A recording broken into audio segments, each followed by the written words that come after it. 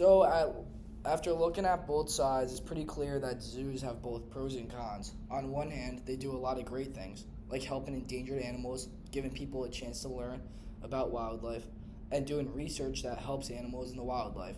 A lot of species might not even exist today if it wasn't for zoos stepping in. But at the same time, not all zoos are perfect. Some don't provide enough space for animals to live naturally, and in some cases, there have been reports of abuse or poor conditions. As we've said before, one of the biggest benefits of zoos is education. On Wikipedia, it says the Arjuna Anna Zoological Park in India conducts training programs for teachers and special education sessions for students on topics like animal behaviors and conservation. They also operate a zoo school and release newsletters detailing their activities, aiming to get a deeper connection between the public and wildlife. Not everyone has a chance to travel across the world to see wild animals in their natural habitat. But at zoos, people, especially kids, can see them up close and learn why they're important. When people connect with animals, they're more likely to care about them. Imagine a kid seeing a polar bear for the first time and learning that climate change is threatening to its survival. That moment might inspire them to take action in the future. Zoos also play a huge role in conservation. Many species are on the brink of extinction because of the habitat destruction, poaching, or even climate change. Zoos often have breeding programs that help protect these animals. Jane Goodall, a renowned primatologist and environmentalist, has praised certain zoo facilities for their conservation efforts, stating how some primate enclosures are quote-unquote wonderful facilities where animals are quote-unquote probably better off than those living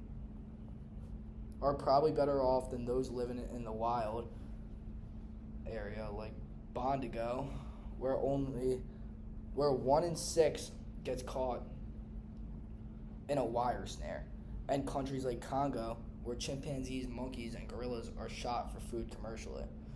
But of course, there are not always good parts about zoos, like we've talked about before in other previous speeches. We talked about the bad sides of zoos, exposing the zoos, where we found cases on abuse. While many zoos do not treat their animals well, there have been cases where animals are mistreated.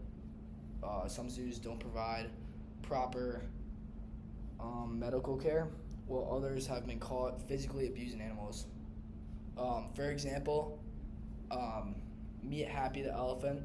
She has been part of the Bronx Zoo since 1977, being one of the biggest attractions of the zoo. Recently, people, especially animal activists, have noticed that she has been missing for about 8 weeks. A photo shared by the Non-Human Rights Project, NHRP, on Instagram showed Happy laying down in a sand pit, a behavior deemed abnormal by the group. Activists noted significant damage on her feet, raising alarms about her physical and emotional state. While this doesn't prove anything for sure, there are also Wikipedia says Happy was isolated from her companion Grumpy, who was killed by 2 other elephants, and now Happy, a very social creature, has been put in solitary confinement for no reason other than the zoos. Even if there was no direct abuse, keeping wild animals in captivity for entertainment is still a moral debate. Do we have the right to take these animals from the wild and keep them in enclosures just to look at them? That's up to you to decide. If we want zoos to continue to exist, they need to evolve. They should focus more on conservation, improving living conditions for animals, and stop prioritizing entertainment over ethics. There are already some great examples of zoos that have made major improvements, like designing larger, more naturalistic enclosures, and even virtual reality to teach visitors about animals without keeping them in small cages. At the end of the day, we have to ask ourselves, do the benefits of zoos outweigh the negatives? Should we really be putting pressure on bad zoos to change, or should we be looking for better ways to protect animals without keeping them in captivity? That's up to us to decide. Thank you.